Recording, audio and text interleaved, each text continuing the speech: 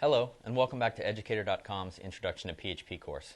In today's lesson, we're going to be talking about how to provide input to your PHP script, and specifically how input is provided using the getHTTP method. In today's lesson, we're going to talk about a couple of different methods that are available for providing input to a script. We're going to talk in particular about the get method, which is what we're going to be using throughout this course. We're going to go do a slight review of HTML forms and then go over something known as URL encoding. So how do you provide input to a PHP script? Well, there are three basic ways that you can do that. There's two HTTP methods known as the get method and the post method. And if you've worked with HTML forms before, you may be familiar with that. There's also, you can use what are known as cookies to provide information as well. In this course, we're only going to be dealing with the get method, and the reasons for that are that the post and cookies method are somewhat more complicated advanced topics, so we're going to save them for the advanced course. And in addition, by using the get method, it makes debugging our scripts easier, and since we're just learning PHP and we're going to be making mistakes along the way, using the get method is going to help us with that.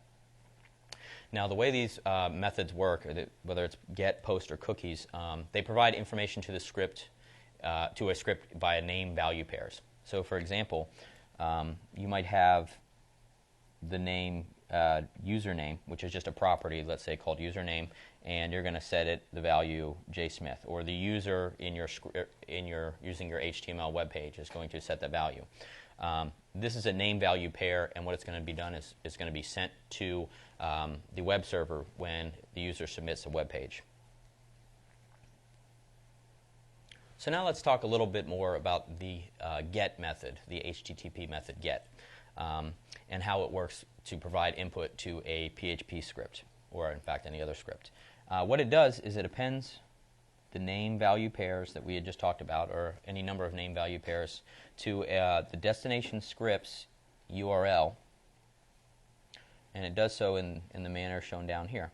So for example, we have a script named process.php, and using get we want to pass it a name-value pair. In this case, we have name1 as the name and value1 as the one. They're just test or sample values for those. And the way you append them is with a question mark. And so anytime the get method provides input to a script, it does so using this appending stuff to the end of the URL. And when you append the name-value pairs to a URL, that's known as a query string. So everything after the question mark in this particular link is known as the query string, and it's composed of name-value pairs. Now, one thing to note is that the get method can actually be used to input data to a script using HTML forms, or it can be done manually. So when you actually have an HTML form, which we're going to get to in a little bit, you can set it to use the get method, and the HTML form automatically appends the name-value pairs you submit that are created by your form to the URL for you. You alternatively can do it manually as well, which we're going to look at a little bit towards the end of the lesson. So let's actually take a look at a script here created called simpleform.html. And basically what it is it just has a simple text field and a submit button. And again, we're going to get into forms in a little bit, but it uses the get method to submit things. And so if I type my name in Matthew and click submit, you can see up in the address bar of the browser that it's actually appended to the URL simpleform.html a question mark followed by text1 equals Matthew. Text1 being the name of the name-value pair, Matthew being the value that I supplied to the form. You can also see that it's the question mark has been appended to simpleform.html, which means when I submitted this form, I actually submitted it to the same page. In this case, it submitted it to an HTML page, simpleform.html. Now, because simpleform.html is just a raw HTML page, it doesn't know how to handle, or it doesn't have the capabilities to process any input passed in the URL via a query string. So in this case, it actually does nothing. And what we're going to be doing in this course is using PHP scripts to receive the input. And so instead of having simpleform.html followed by a query string, it might be simpleform.php followed by a query string. That's what it's going to do is load up a PHP script that's going to know how to extract the name value pairs from this query string, and we're going to begin talking about that in the next lesson.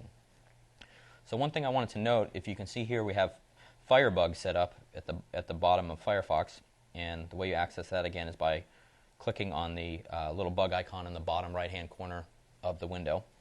And there's a couple of different panels here, and today we're going to be working with the Net panel. And what you can see is the Net panel provides information, for example, about the HTTP that's going on behind the scenes when you request a web page. So when you request a web page, in this particular case, we requested the web page simpleform.html using the GET method. So we send that HTTP request to the server. In response, the HTTP server sends a response back, which in this case, because it was the same page, it just outputs the same page. Now what you can do is if you select the Net panel and select All from the next drop down, or the next menu bar, you can click on the plus sign, and what you can see is there's a couple of different tabs, and the one we're going to use is you can click on is Headers. And what this shows is actually information about the request that was sent from your browser to the web server when you submitted the form, and then the response that was sent back. And if we go down to the request header section, and if you click, there's a view source link that you can click on. It's going to show the raw HTTP header, and that's actually what was sent via HTTP to the server. You don't need to be concerned with the details of what's included in this header. There's a lot of information there. We're basically just going to be concerned with the first line, and it's basically the format of the first line of a request header is a method name. In this case, it's GET, because we use the GET method, followed by the file we were requesting, or the resource we were requesting, which is simpleform.html, and then it also lists the HTTP version number that it's using. However, as you can see, when we submitted the form, the URL is not just simpleform.html, it actually has a question mark with text1 equals Matthew appended to it. And so that's an example of a query string, and as we can see, this allows, using Firebug, it's a way to see what was actually submitted to a script, and you'll find down the road it'll be a useful debugging tool. Now it provides the same information that was shown up here in the window, but it also provides a little more information, and it also has a params tab that will actually show you all of the name value pairs that you submitted via a GET. And for example, you can see that we have text1 is a name we submitted, and the value we set it to was Matthew. And so this is an example of using Firebug.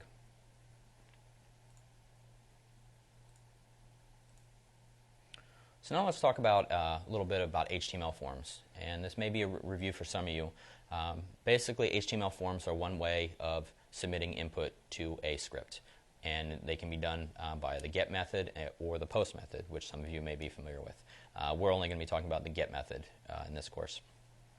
Basically, HTML forms are composed of what are known as input controls, and each input control, such as a text box or a drop-down menu or a checkbox, has a name associated with it.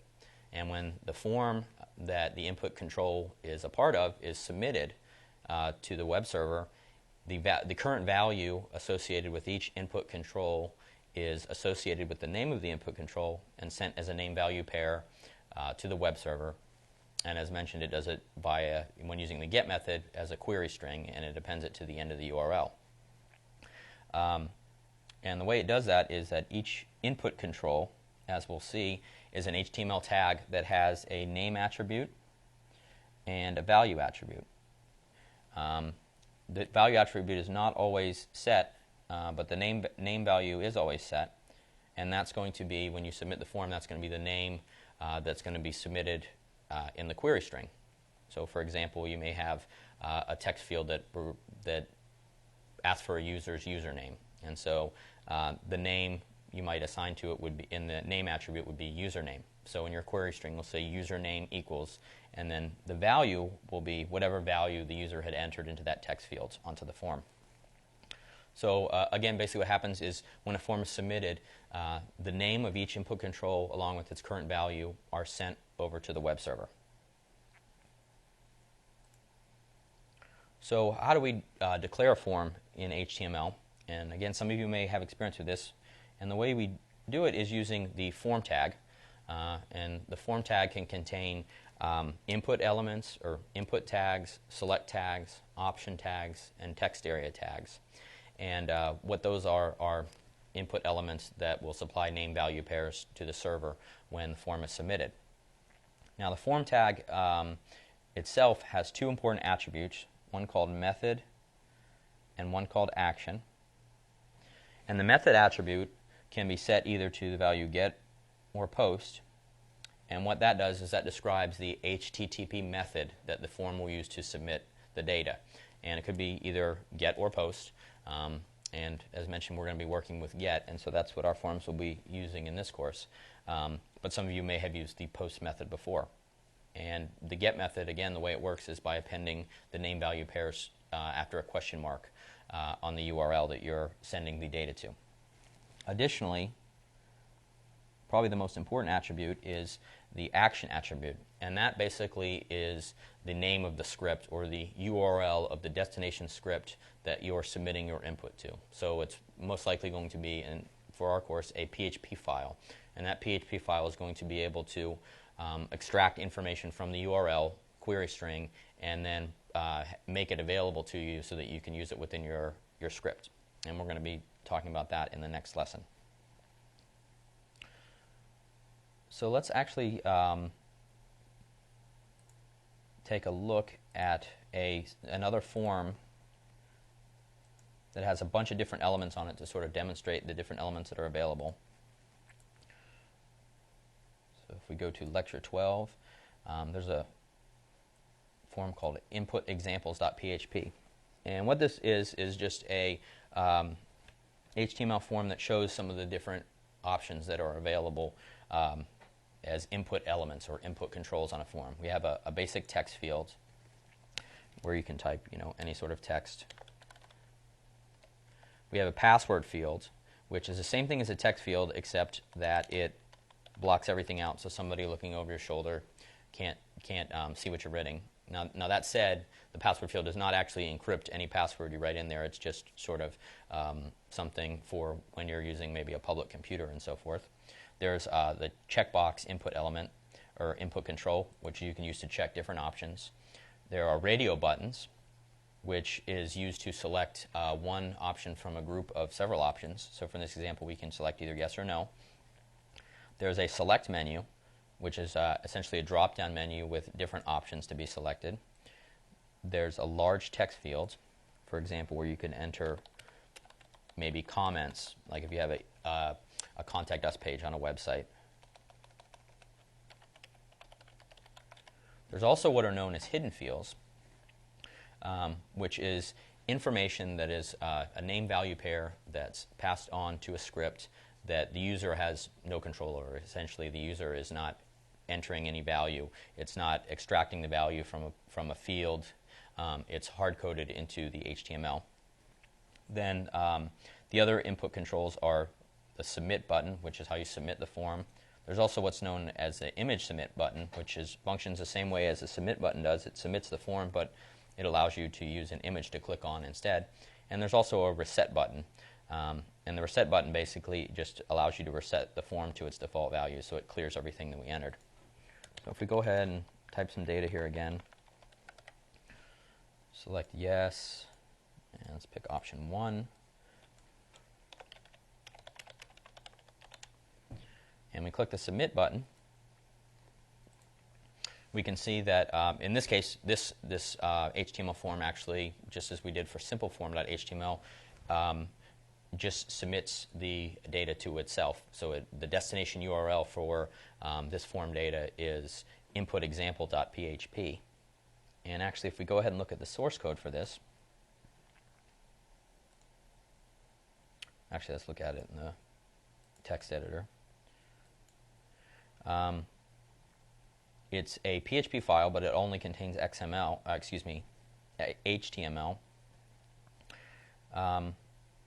We can see here the form tag that we had just talked about. And it has the two important attributes, method and action. We set method equal to get, because the get method is what we're going to be using, which appends stuff to the URL. And the action is input_examples.php. So basically, when this form gets submitted, all of the name value pairs that are generated by the form are submitted to the URL input_examples.php, which happens to be the same script. Now this script is, though it's a PHP file, doesn't actually do anything with those values, but this is typically what's going to happen is your action is going to be to a PHP script. It's not going to be to an HTML file, because HTML files don't know how to handle the input data. So if we go back and look at the example, we see up here that it has appended all of the values and names that they're associated with from our form to the URL. And again, we can use the Firebug console. Sometimes you have to refresh the page to get it to show up, and we can see the GET request.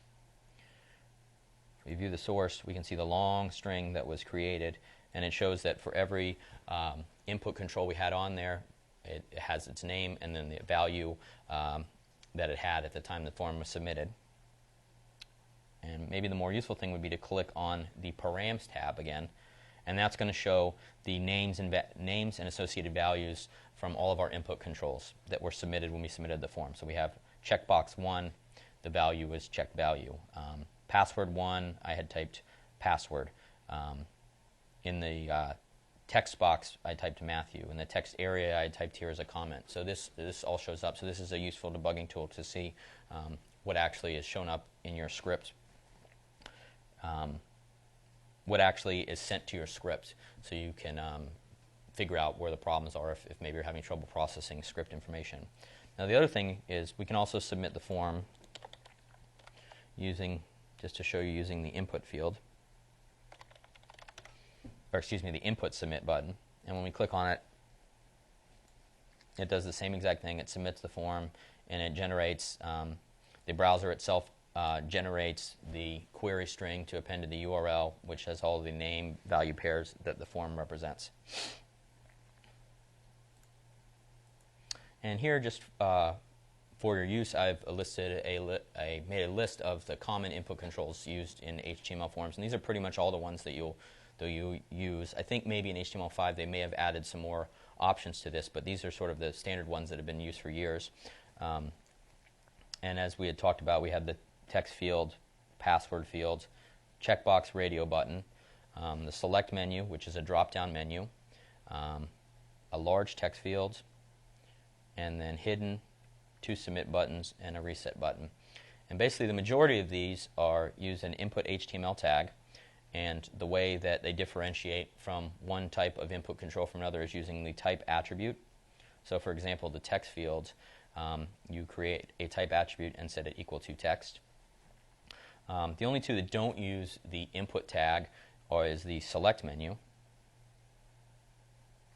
And the select menu uses a select tab or select tag, and within it, it has option tags which describe all of the options that will be a part of the menu. And then for the large text field, where we entered, comments about that we want to send to the website, you use the text area tag.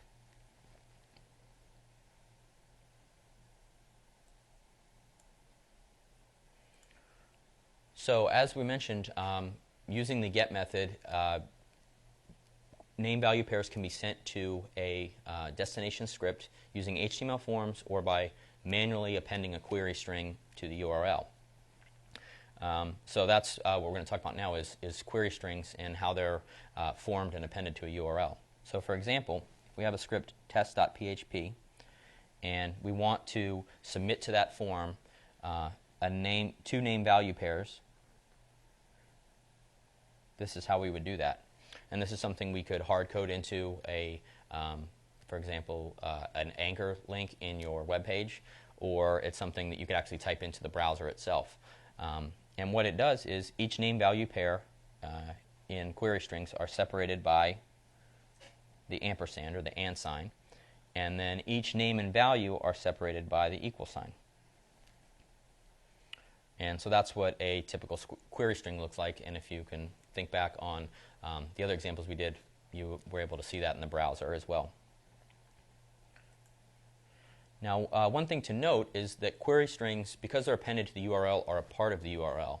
And as a result, they have to follow the syntax that URLs need to follow. And there's sort of something known as URL encoding that you need to do in order to make sure that the query strings that you append to a URL will work. And for URLs, there's a couple of rules. One is that only uppercase and lowercase letters, decimal digits, hyphens, periods, underscores, and tildes are allowed as is in the URL, which means you can just type them straight in there without any problem. Spaces, however, must be encoded, URL encoded, or replaced with the plus sign. So they'll be replaced with this. And any other characters that aren't of this setup here or of a space must be encoded using using the hexadecimal ASCII value of the character. And the way that's specified is by using a question mark, a percent sign followed by XX, where XX is 2 hexadecimal digits representing the hexadecimal ASCII value of a character. So for example, the name value pair, if we have person as the name and the value is Joe Smith with a space in between Joe and Smith, to properly encode that to be put in a URL, what it would do is it would replace, URL encoding replaces the space with the plus sign. Additionally, let's say we have, and we'll learn about this in the next lesson, let's say we have a name for an input element that is going to represent an array, and so it actually has 2 square brackets, an opening and closing square bracket as part of the name. Well, those don't fall into the category of the characters allowed or a space, and so they need to be escaped or encoded. And the way they are is using the percent sign syntax. And it happens that for the opening brace, the hexadecimal value is 5B, and for the closing brace, the hexadecimal value is 5D. And so grades, open bracket, close bracket equals 99 would be encoded as this here, which would be grades, the 2 hexadecimal values equals 99.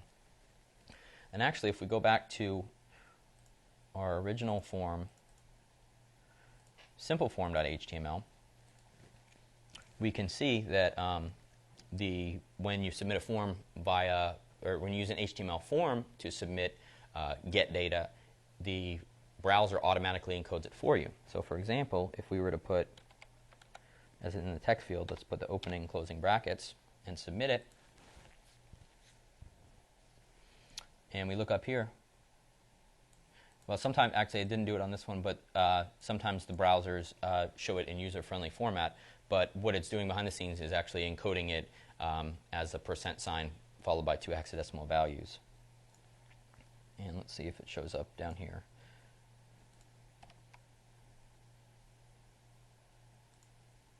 And actually, it properly shows up. What's happening is Firefox is making it user-friendly, and so it shows it, the opening and closing brackets as is, so when you look at the URL as a human, it makes sense. But actually what's happening behind the scenes is they're actually being encoded, and if you look at view source, you can see under the request header section, in the first line, it says get simpleform.html. It has the question mark, text1 equals, and then it has text and the opening and closing brackets enclosed, encoded as hexadecimal values.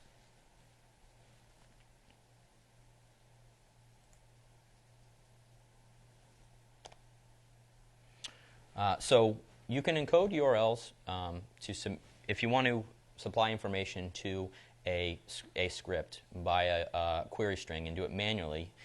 You can do it manually and just actually type it into the browser or type it into your code.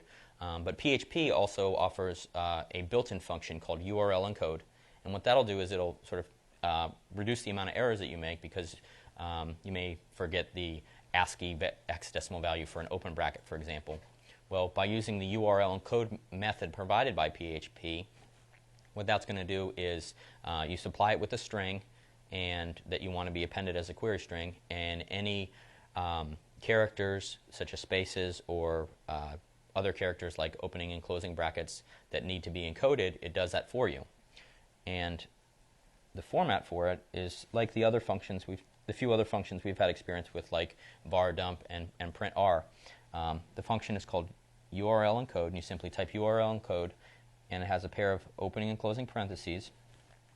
And within those parentheses, you include a string delimited by quotes, single quotes or double quotes. And what that's going to do is output the URL encoded version of that string. So for example, if we call this method here URL encode with comments equals here space r space comments, the URL encode is actually going to return a string that looks like this. And basically what you can see is it encoded the URL by replacing the spaces with plus signs. So let's take a look at another script that sort of demonstrates this. Here is a script called URL encoding test.php, and it uses the get. It has a form that uses the get method to submit data. So for example, I could type Matthew and click submit.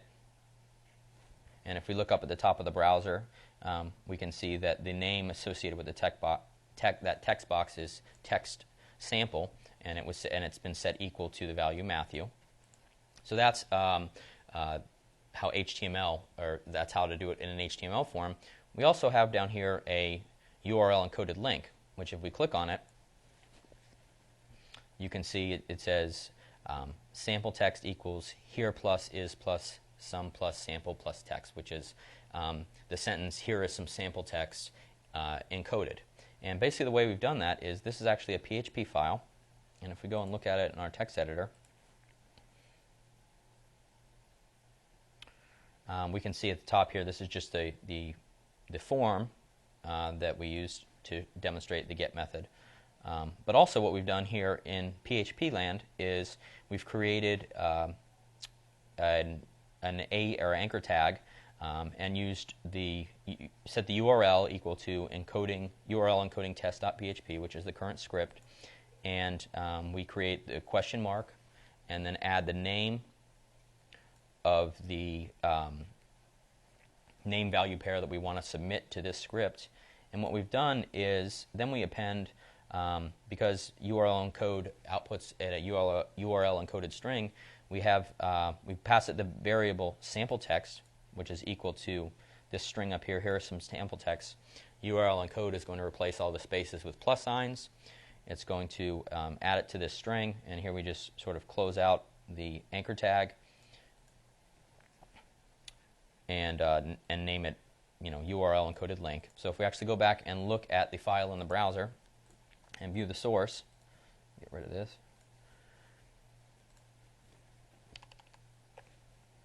we can see that this link, which was generated in our PHP code section, has taken that sample text, here is some sample text, and properly encoded it using plus signs. So that's an example of how the URL encode method works. And what it basically does is a way to keep you from making errors if you're trying to manually encode or insert query strings within some of your PHP files or HTML files.